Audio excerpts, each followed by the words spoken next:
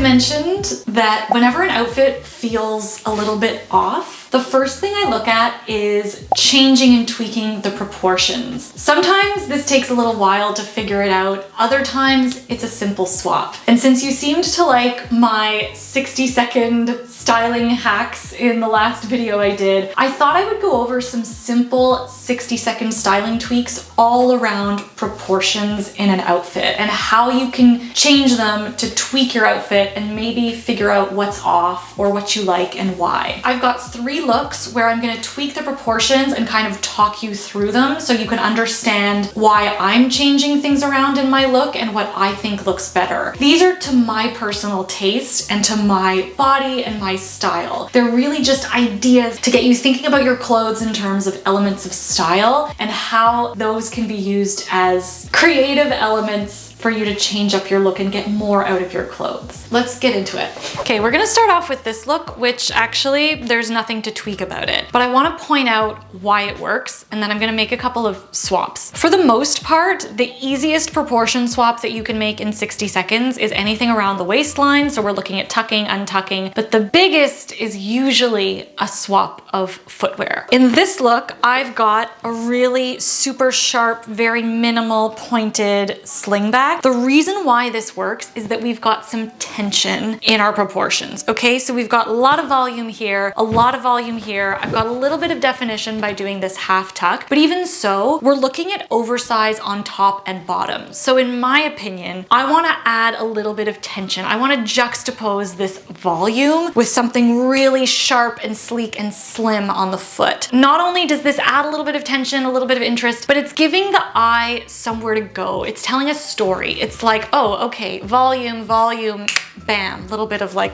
sleek. When it comes to proportion, I think you could use these interchangeably. I think you can use balance interchangeably in terms of balancing a large proportion with a smaller or more minimal one. But instead, in order to keep things as clear as possible, when I say the word tension, I'm using it in the context of adding tension via mixing different proportions. So juxtaposing. So we've got really slim and sleek with the oversize and the heavy volume. Whereas when I'm talking about balance, I mean almost matching the visual heft of one item with the visual heft of something equal in another. What's gonna balance out the look proportion-wise is a shoe with a little bit more heft. For some, you might not find this super flattering, and to be completely honest, I could probably go with a shoe that is a little bit more chunky, a little bit more hefty. The reason why this still works just as much as the sleek toe is that now the look is more harmonious in terms of the proportions. There's less tension. There's still a pretty solid story because now these shoes carry the visual weight of the pants. However, the reason why this look still is pretty balanced, I'm not being overwhelmed, is because of 2 other important factors, and that's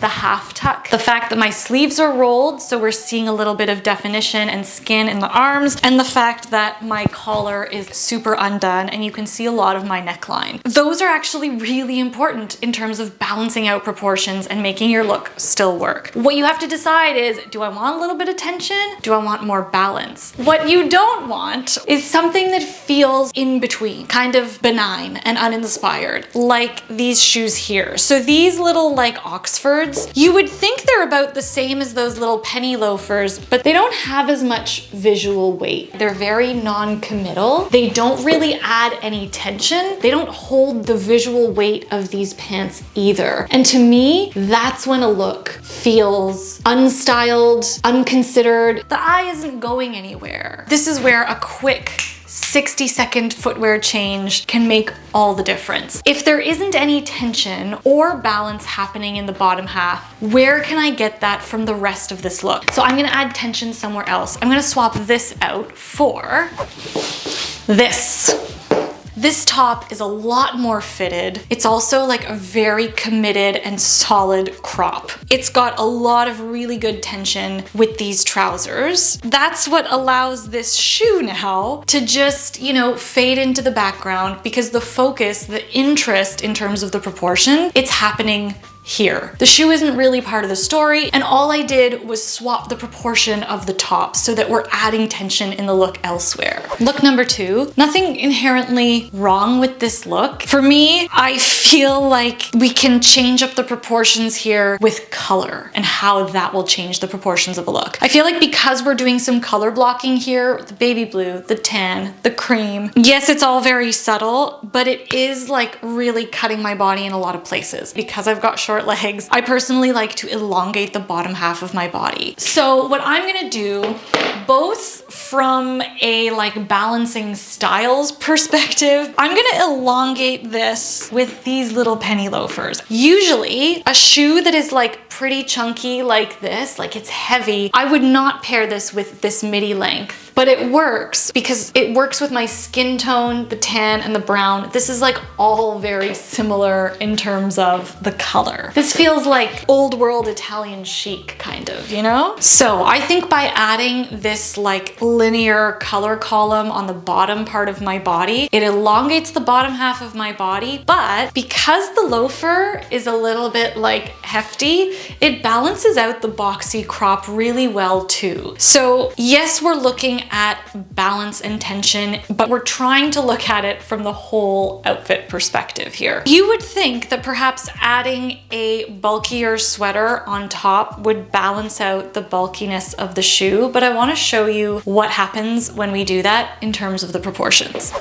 Okay, I thought if I'm kind of going by my regular rules of, okay, I don't really have a lot of shape, how do I add definition? When we do the little half tuck, like showing the waist, I feel like this actually looks like this looks sloppy. And here's why. We've got a similar silhouette here. It's off the body, it's flowy, it's long, it's like, it's at a midi length, which is a bit difficult to pull off, even though it's the same tone as my skin. Now we've got this like off the body kind of boyfriendy look here. There's absolutely no tension in this outfit. So to add tension, 60-second shoe swap here. All we did was we created some tension in the footwear. Now the eye has a bit more of a story to tell. Yes, we've got the volume, the off the body here. Yes, this is also flowy, off the body, you know? Like, yes, we've got a little bit of definition, but it's the like, this of the shoe, the sharp, the sleek, the point, that's what's adding the tension here. When you've got such a strong point of tension here, I would not add a purse that takes on the tension of the shoe, like the structure, the sleek. Even though this bag is in a similar colorway to the skirt, now it's competing with the shoe. You see, it's almost like,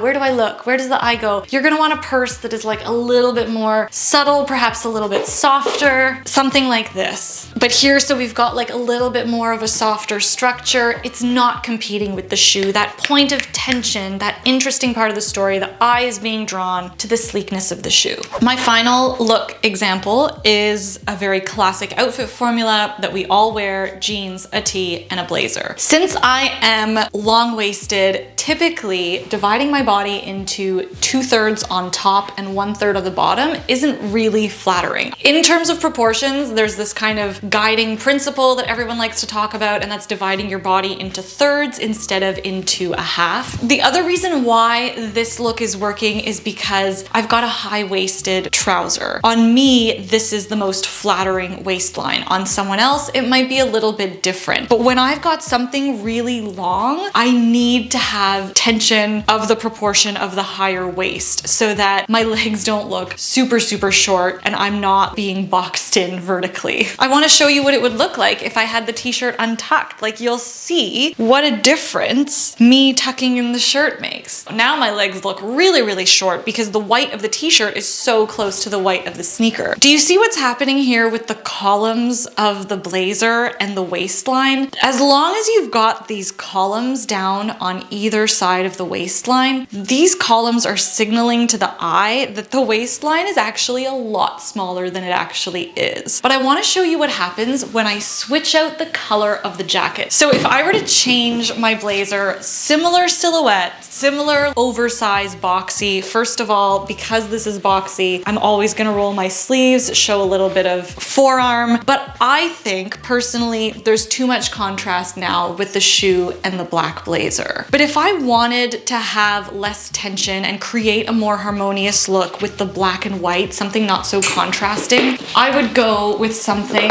that isn't so much of a visual contrast to this blazer. Because the structure of the shoe is so sharp and clean and the blazer is so sharp and clean, the colors are working together. I think this is also pretty harmonious. It's a little bit basic, but it's good. Like, it's classic, it's easy.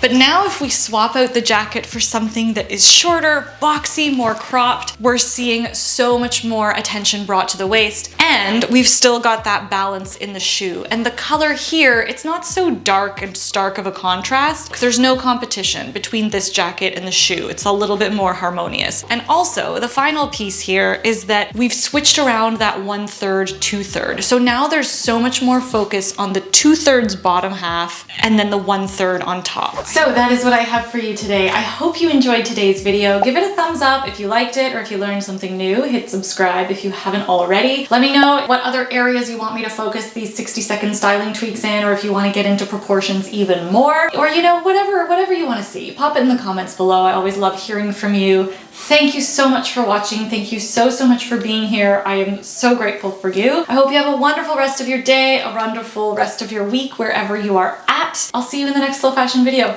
Ciao!